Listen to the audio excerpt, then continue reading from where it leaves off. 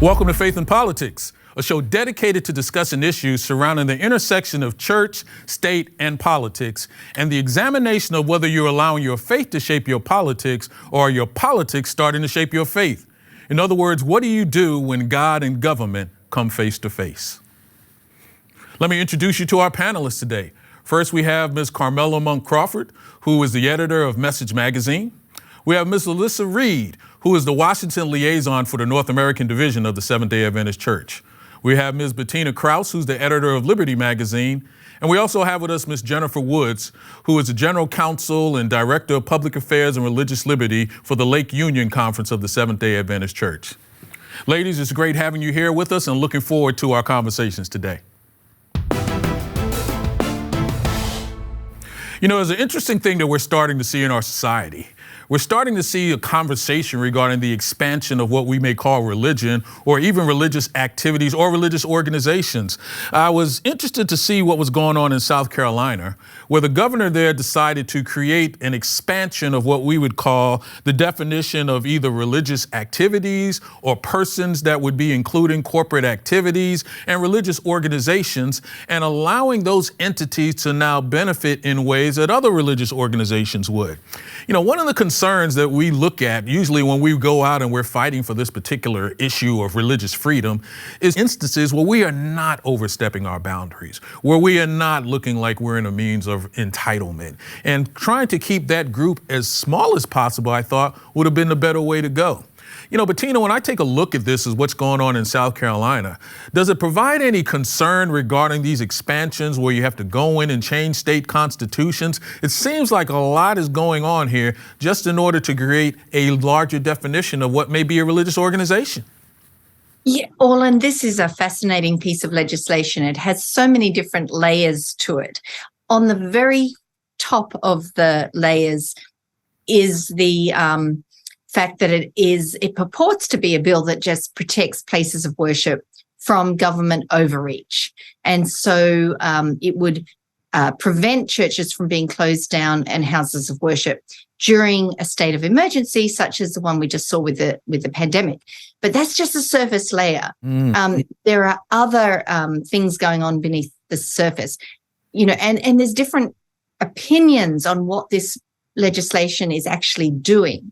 On one hand, you have an interpretation from one of the senators in South Carolina who says, you know, this is just simply ensuring that no future governor gets a little power crazy and decides to close down houses of worship. On the other hand, you have an analysis by the ACLU, which is saying basically this is a piece of legislation that, as you said, Orland, is radically expanding religious exemptions. It's religious exemptions on steroids, basically, and that it's providing this sort of blanket immunity for churches, for houses of worship, for entities that are related to religious activities. Now, so you have these two extreme positions. The truth of the matter probably lies somewhere in the middle. Well, I got to tell you, Jennifer, when I started seeing that now they're including things like religious ministries, organizations, social agencies, groups, corporations, educational institutions, I'm not sure whether you missed anything there. It sounds like almost anything could fall into this category. And it seems like these are exactly the type of expansions that causes individuals who are not connected from a religious perspective to be concerned of the overreach that religious groups are always looking for. I agree. They took a very broad view of both religious organization and also what a religious service means, because again, we're including things like educational services, any other activity that's deemed necessary by the religious organization that is at issue. And so it covers basically anything religiously affiliated, whether or not it's going to worship, or it could be a school program, and all of it is kind of treated the same. And so, you know, this overbroad interpretation of what a religious service is and what a religious organization is, I do see why people in society would say, wait a minute, why are all of these things getting treated with a special status when other non-religious services or activities aren't? Well, Melissa, what I found interesting, this almost quoted the Bible, but we're saying where two or three are gathered. We're starting to see that, even biblical connotations are now almost finding their way into legislation. As somebody who's down on Capitol Hill fighting on behalf of religious freedom, it seems like this is the type of thing that sometimes can end up diluting some of the arguments we need to make in the future. I was going to say, Orlin, we're talking about a very specific context here as far as closures, forced closures during states of emergency. That said, and I appreciate the discussion thus far as broadening what it means to be a religious organization or a religious service. But I know from my work on Capitol Hill that we actually, the church that I represent, the Seventh-day Adventist Church, appreciate that broader definition of what an organization, a religious organization could be. We run healthcare institutions, we run educational facilities. And so, looking at other pieces of legislation, and again, we know that, legislation grabs from one bill to another. I actually appreciate that there's an expansive definition here. Again, I'm not saying that it's appropriate for this particular piece of legislation as far as forced closures during states of emergency, but there are a lot of organizations, parachurch organizations that we refer to, or that their primary function is religious work. Well, Carmela, it looks like we could see both sides of this argument. And I guess depending on who I'm fighting for, I might like things to be more expansive and more vague. But if I'm also trying to take a look at, do I like the idea of states expanding definitions along these lines? I got to ask myself, what exactly are we hoping to accomplish here, especially if you craft it in a way that almost can be utilized outside what your original intent was? Am I missing something here, or what are your thoughts on this? You're not missing anything. I think this is a really overbroad, catch-all religious provision, or I should say measure, that for whatever reason, like you said, by including so many different organizations, so many different practices, it undercuts the reason why we have these practices, to make sure that people's religious rights and their consciences are protected. This is a political an instance of posturing. I'm not sure that in this case that this particular government in South Carolina, that they shut down in a way that was, how should I say, they were not probably one of the most liberal states in terms of their openings and their closures. And so when we can even look at this statement from the governor, as Bettina said, the power crazy, we want to protect from a power crazy government and governor that's going to shut down. The bill still allows for a neutral enforcement when you have a healthcare crisis or an emergency crisis. And so for that reason, when I looked at this, I was immediately wondering, why all the big hoopla about this? You can still shut things down if it needs to happen. And so I don't understand. I think, Jennifer, my question is, though, we're talking about South Carolina. If in that state they feel comfortable with this, it may not be where I may want to see it in Maryland or California or whatever the case may be, but maybe just from a custom or cultural standpoint in that state, this is perfectly fine for them. And does that create any bigger or wider issues that we have to be concerned with if we just allow that to take place? Well, I think it will be an interesting scenario. I'm hoping we don't see another pandemic in our lifetime. But if we were, and the state of South Carolina decides that they're going to again eliminate in-person schooling, but yet private religious schools are able to continue functioning where other private schools and public schools aren't, and you go across to North Carolina and all schools are shut down, it creates this inconsistency. And there's a compelling interest in being able to protect the public, all of the public, not just those who aren't attending religious institutions or religious schools. So I think that there's an issue there of some states saying, oh no, we're going to allow not just houses of worship to continue, but anything that's religiously affiliated, you get you can continue operating as you wish. But if you're not religiously affiliated, then then a different set of rules applies to you. I don't see that's furthering the compelling interest of protecting the public. Go ahead, Melissa. I was just going to say, I think that Jennifer was alluding to a really important point as far as, we as Christians really need to be taking aside the conversation about government overreach. We actually need to be coming from a posture of personal responsibility to our community, right? It shouldn't be that the government is either making or allowing something. This should be our own personal desire to love our neighbor in a way, whether that means staying home and worshiping online. Does that mean, worshiping as in a smaller group, in a safe setting in that sort of way? Mm-hmm. Again, we hope that we don't go through a pandemic again in the same way. But I think, again, it's our responsibility, it's our calling as individuals who say that we love our neighbor to not look to the government to require us to treat them with, public health concerns. But, Bettino, I had a chance to sit on the governor's task force in the state of Maryland regarding the opening and closure of churches and houses of worship. And it was shocking to me that when these meetings first got started, that there were clearly going to be rules for churches that were going to be different rules for liquor stores or grocery stores or even casinos. And the idea that some of these other places were considered to be like essential services, but your church did not fall into that category. In a way, I can kind of see where some of these states decided, let's put this in place so that we don't make sure that there's another governor. I mean, is that really unreasonable? Did they go too far?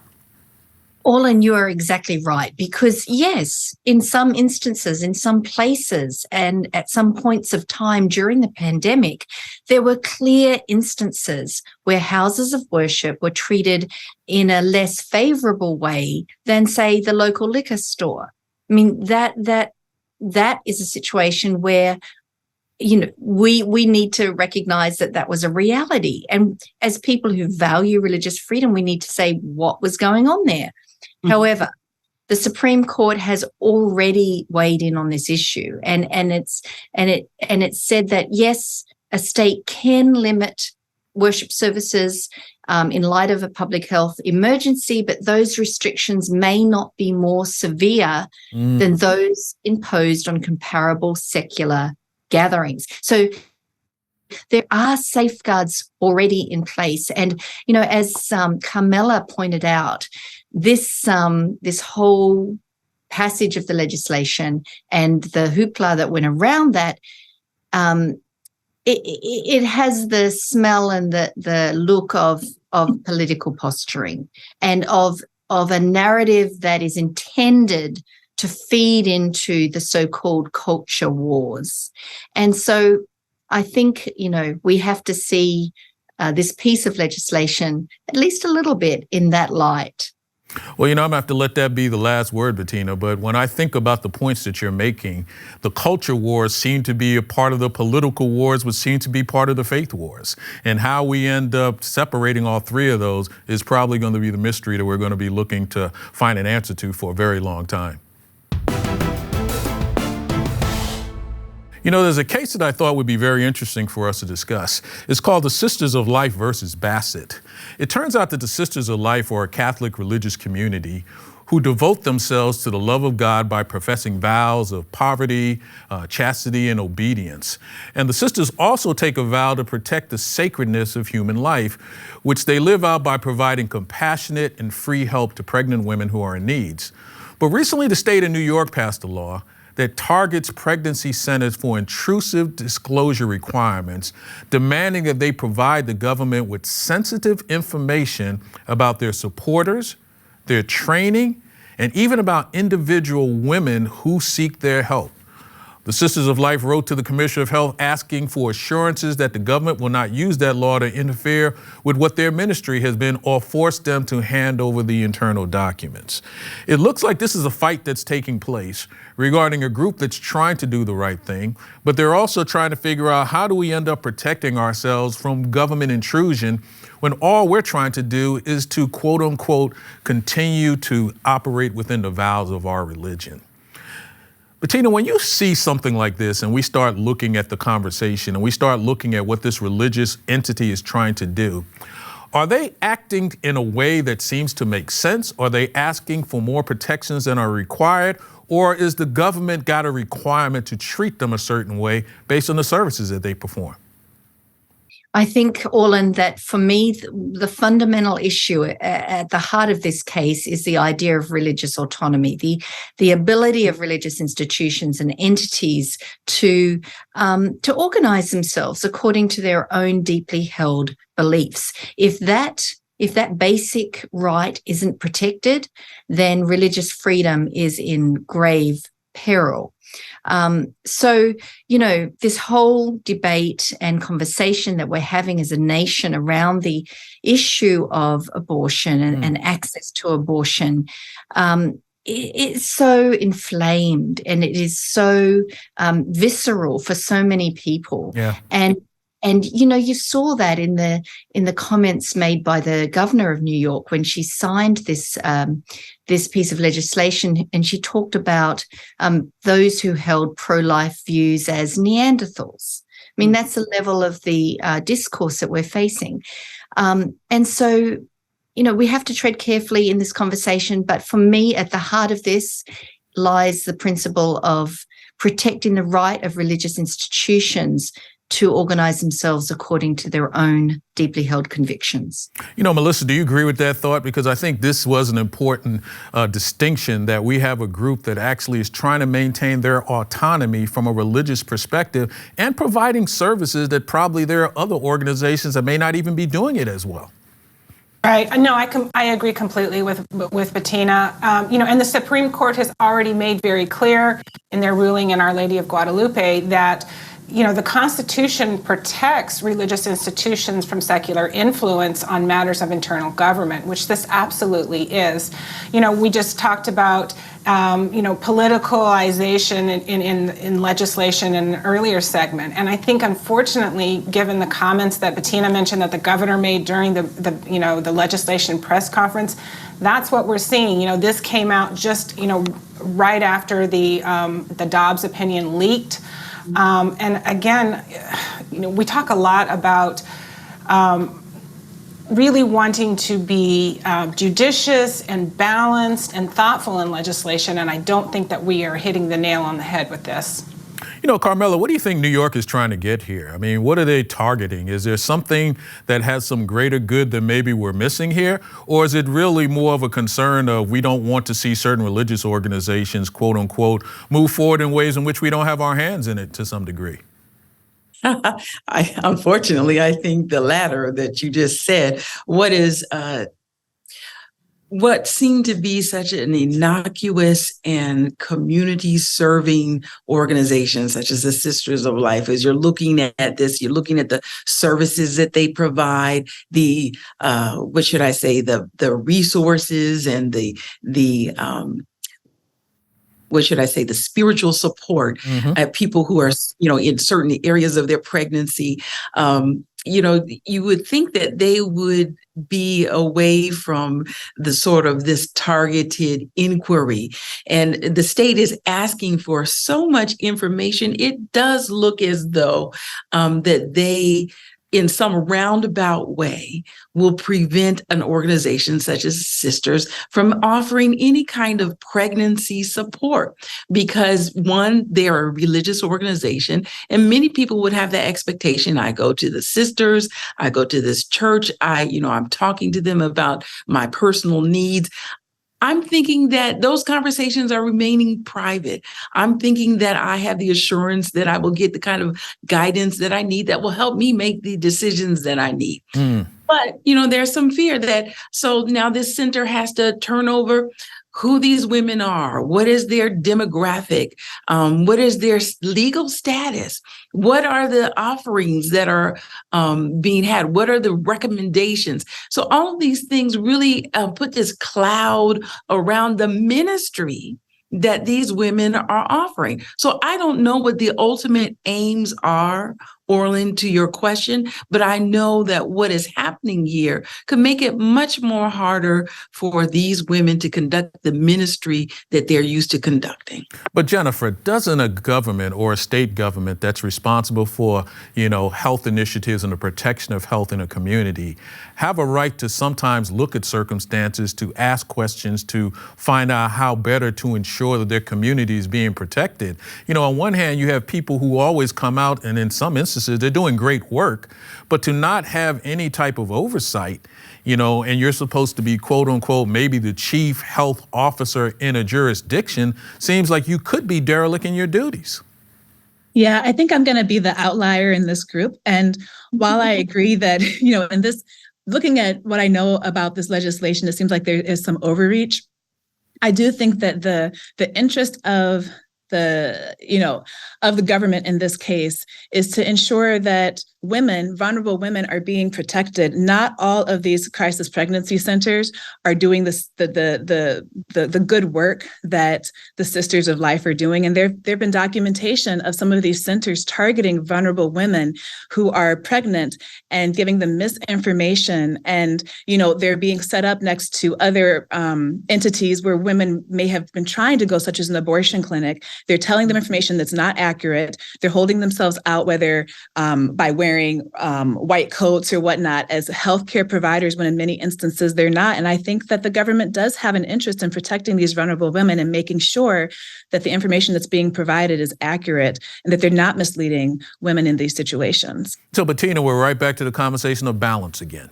How do we ensure that you allow an organization to allow its ministry to move forward without being encumbered, but that has to be juxtaposed against an organization that's responsible for assisting from a health perspective? Because let's be honest, churches and religious organizations have not always been the best actors. And to say that it's because of that we should allow them to go forward doesn't seem to be that unreasonable. I agree with you, and also with Jennifer to a certain extent on this particular situation, because of course a state has a public health responsibility that it must meet. There's no question about that. And yes, Orlin, at times religious actors have not been the best, how shall we say, the poster children for treating others how they should be treated, and that is true. However, I come back to this fundamental idea that religious communities, religious bodies need that protection for autonomy, their ability to live and practice their faith unimpeded by unnecessary government regulation. Now, just to put things in context a little bit, have a look at a country such as Iran, a country such as Pakistan, a country such as, many of the nations in the Middle East, where religious orthodoxy is merged with state power. That is the brew that America has avoided through the years because of this balancing process. And we need to preserve that. No, and I think that preservation is necessary. But go ahead, Carmela. The thing that has me today with respect to both of these issues that we're talking about today, that we can't ignore, and is what Bettina brought up in response to the last question regarding the culture wars.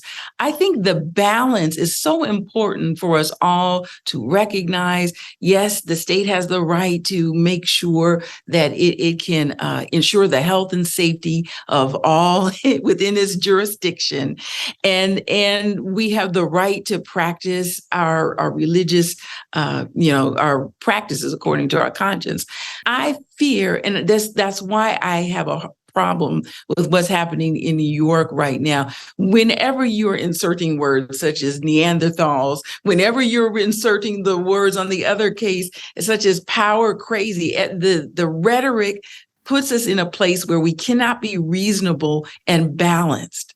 That's my problem with both of these issues. And Melissa, you are working in an area where I think the concept of rhetoric on steroids is probably taking place on a regular basis. And, and how to find a balance where, to be honest, sometimes we're being asked, Melissa, to take the politics out of politics. And in reality, there is something political about what's going on here. And, maybe someone can look and say, well, check our track record, but it seems as though this is really a point of emphasis where how do you make sure you're protecting the interests of people and still allowing a religious organization to thrive? It's so interesting, Orlin, because, as you said, I'm working with congressional offices a lot, and it seems to me that they are actually tired of all of the rhetoric as well sometimes. Wow. We have these conversations. And so, you say, who is feeding this? Is it that the public wants this? Is it that they know that their constituency requires this? Or is it, actually where they are as far as their understanding their politics and their principles. But you're absolutely right. It's so refreshing when we can just have honest, civil, constructive dialogue in any situation, but particularly in the political landscape. Well, I'm going to have to let that be the last word, Melissa, but I think you hit it right on the head.